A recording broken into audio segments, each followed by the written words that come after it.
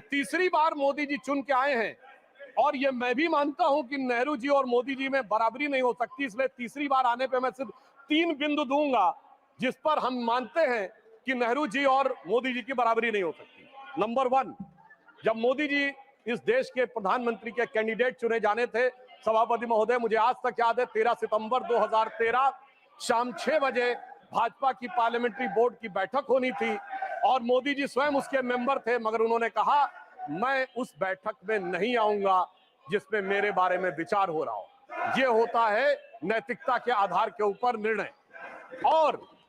उस समय राजनाथ सिंह जी पार्टी के अध्यक्ष थे, तो मुझे यह दायित्व दिया गया था कि मैं मोदी जी को रिसीव करके अध्यक्ष के कमरे में बैठा लूं और जब बैठक समाप्त हो जाए तो सब एक साथ जाएंगे प्रेस कॉन्फ्रेंस में घोषित करने के लिए। और महोदय, पूरा पार्लियामेंट्री बोर्ड एक मत था, सारे कार्यकर्ता एक मत थे और पूरा देश एक मत था और तब प्रधानमंत्री के कैंडिडेट मोदी जी घोषित हुए। उधर पंडित जवाहरलाल नेहरू जब कैबिनेट मिशन प्लान के तहत 26 अप्रैल 1946 को कांग्रेस का नया अध्यक्ष चुना जाना था और उसके लिए कांग्रेस वर्किंग कमेटी की बैठक होनी थी और 20 अप्रैल को मौलाना आजाद को गांधी जी ने लेटर लिखा कि आप अपना नामांकन वापस ले लीजिए और मैं चाहता हूं कि नेहरू जी प्रधानमंत्री बने। परंतु इसके बावजूद उस बैठक के अंदर क्या हुआ, इसका रिकॉर्ड आचार्य कृपलानी ने अपनी किताब Gandhi his life and thought, Maulana Azad ने अपनी किताब India wins freedom, Rajmohan Gandhi ने अपनी किताब सरदार पटेल और उस समय के सबसे प्रख्यात पत्रकार दुर्गादास ने अपनी किताब India from Curzon to Nehru and thereafter में लिखा है कि 1 वोट मिला पट्टाभी रमैया को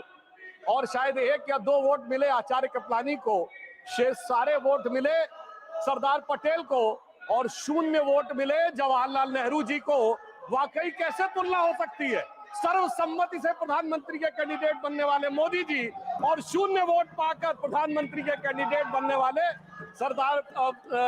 हमारे नेहरू जी। एक वो नेता जिसको पूरे देश ने नेता माना, एक वो नेता जिसको उसकी पार्टी में किसी ने नेता नहीं माना। इसलिए वाकई तुलना नहीं हो सकती। बल्कि मैं तो कहना चाहूंगा, आज खड़गे जी अध्यक्ष बनना था तो सोनिया गांधी जी की इच्छा थी, तो सारे डेलीगेट्स ने खड़गे जी को वोट कर दिया